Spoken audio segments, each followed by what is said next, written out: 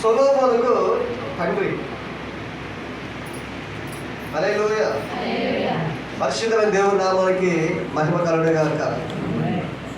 ఈ సొలొమోను తల్లి పేరు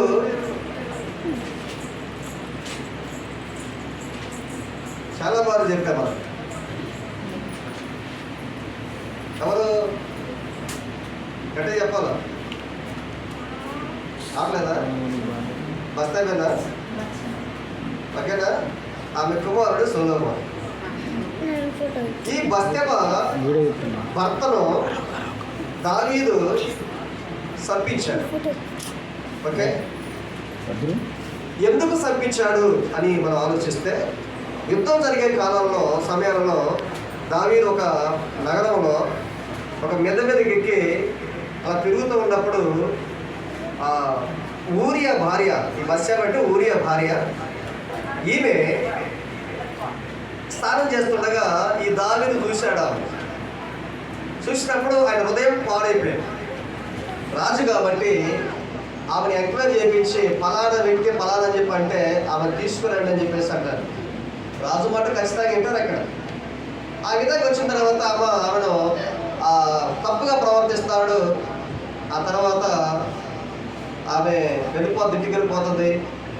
దాని తర్వాత ఆమె గర్భిణీ సంగతి తెలుసుకుంటాడైనా.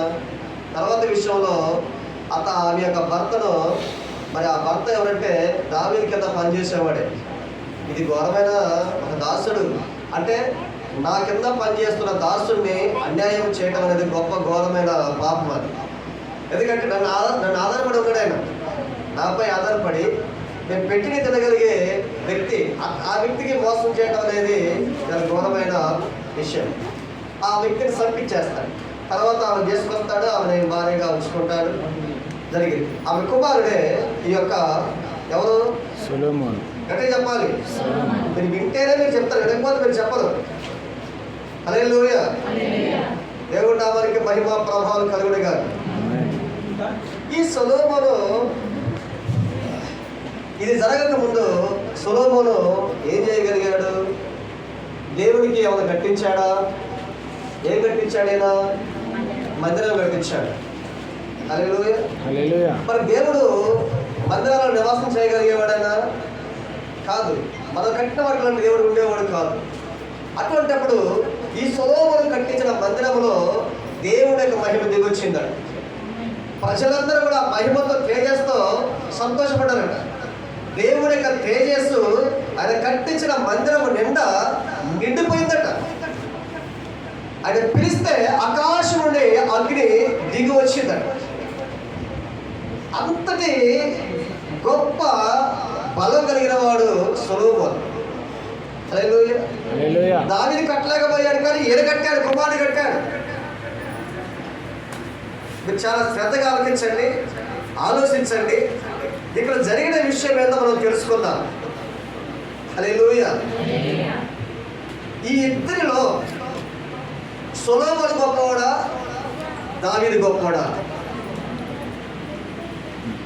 జ్ఞానంతో వివేకం కలిగి మనం లోకంలో ఉండేవారికి కాదు కాబట్టి దేవుడి మాటలు వినగలిగేవారుగా మనం మందిరానికి వచ్చినాం. దేవుడి కృప చేత, దేవుడి పిలుపు చేత మనం పిలువబడ్డాం కాబట్టి దేవుడి మాట నీకు అవసరం. చెప్పారు, వెళ్ళిపోయాము అనే విధంగా ఉంటే వచ్చే వారం నుంచి నా దగ్గర రావద్దు. దేవుడి మాట వినటానికే రావాలి. హల్లెలూయా. ఎవరు గొప్పవాడు? దావీదు. సొలొమోను గొప్ప. సొలొమోను దేవుడికి మందిరం కట్టించాడుగా.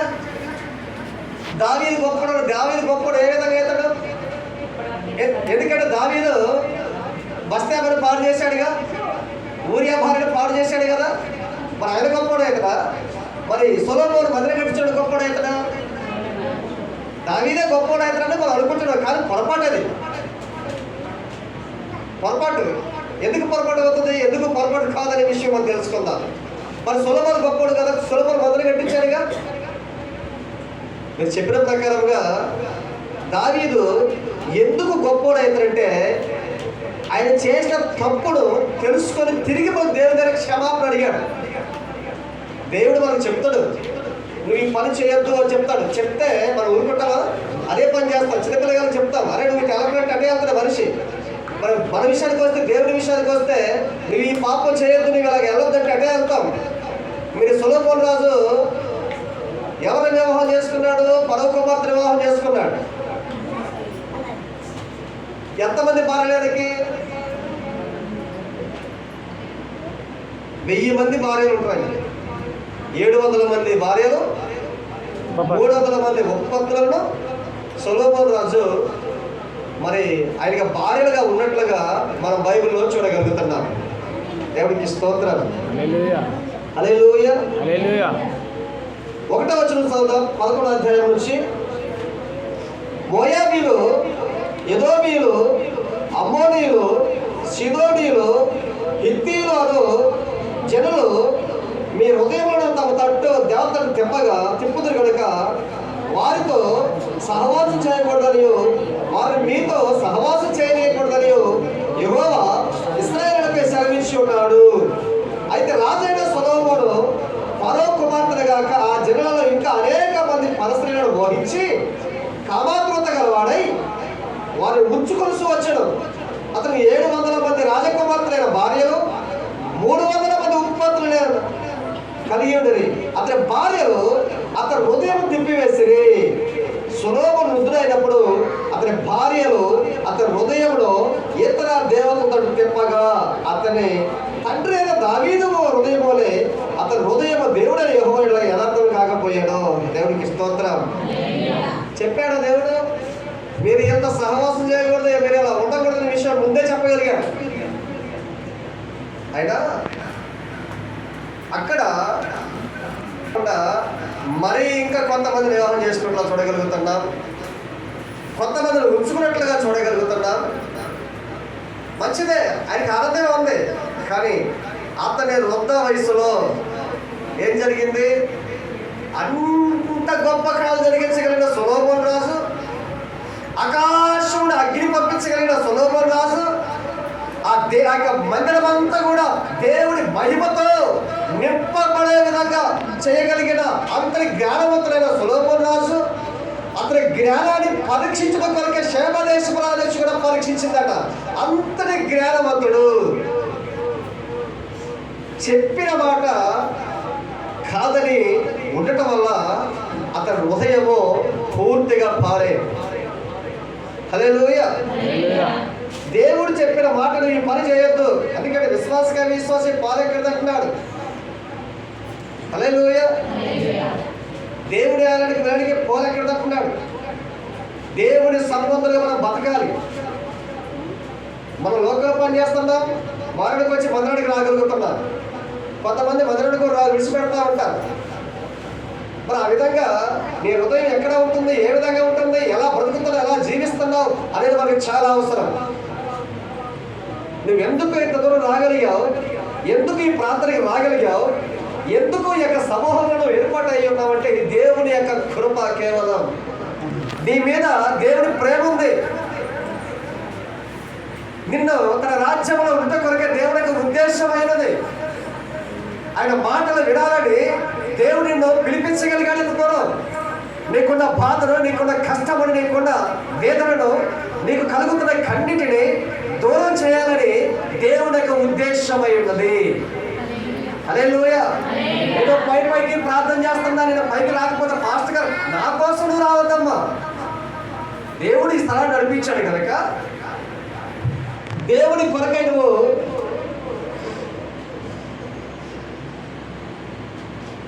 దేవుని కొరకు మనం రాగలుగుతూ దేవుడి మాటలు ఈ సేవకుల ద్వారా దేవుడు నాతో మాట్లాడతాడు ఈరోజు అనే ఉద్దేశంతో రావాలి. మనుషులు ఏముండదు, దేవుని మాటలలో జీవం ఉంటుంది. దేవుడు ఒక వ్యక్తిని నిలబెట్టుకుంటాడు. నిలబెట్టుకున్నప్పుడు ఆ మాటలు వినగలిగే కృప నీ దగ్గర ఉండాలి. ఏమి చెప్తున్నావా, ఏమి గ్రహిస్తున్నావా, ఎంత మటుకు వినగలుగుతున్నావా, ఎంత మటుకు వినలేదా, వినదంతా నీవేం ప్రవర్తిస్తున్నావు, ఎలా జీవిస్తున్నావు అనేది మనకు చాలా అవసరం. ఎందుకంటే యేసుక్రీస్తు ప్రభువారు అరణ్యంలోకి వెళ్ళినప్పుడు 40 దినాలు ఉపవాస ప్రార్థనలో చేస్తున్నారు. ముగింపే సమయంలో సాతాను వస్తాడు యేసు ప్రభువారి దగ్గరికి. వచ్చినప్పుడు ఆ రాళ్ళను రొట్టెలుగా తీసుకొని తినమని మాట్లాడితే ఆయన ఏమంటాడంటే, ప్రభువారు మనుషులు రొట్టె వలన కాదు, రాయి వలన కాదు, కానీ దేవుని యొక్క నోట నుంచి వచ్చే ప్రతి మాట వలన బ్రతుకుతాడు అనే మాటను వదిలాడు. వాక్యం ద్వారా సాతాన్ని గద్దించాడు ఆయన. మన దగ్గర ప్రార్థన లేకపోయినా, వాక్యం చదివే విధమైన జ్ఞానం మన దగ్గర లేకపోయినా పడిపోతాం. హల్లెలూయా. చాలా మంది చదువు లేని వారు ఉన్నారు. చదువు ఉన్న వాళ్ళు బైబిల్ చదవగలిగే వారికి ఉండాలి, చదువు లేని వారు కూడా వినగలిగే వారికి ఉండాలి కదా. మరి ఇళ్ళ టీవీలు, అందరూ టీవీలు ఉంటాయి, సినిమాలు పెట్టుకొని చూసి దానికి దేవుని వాక్యాన్ని పెట్టుకుంటూ కొంచెం ఆదరించబడతాం మనం. సినిమా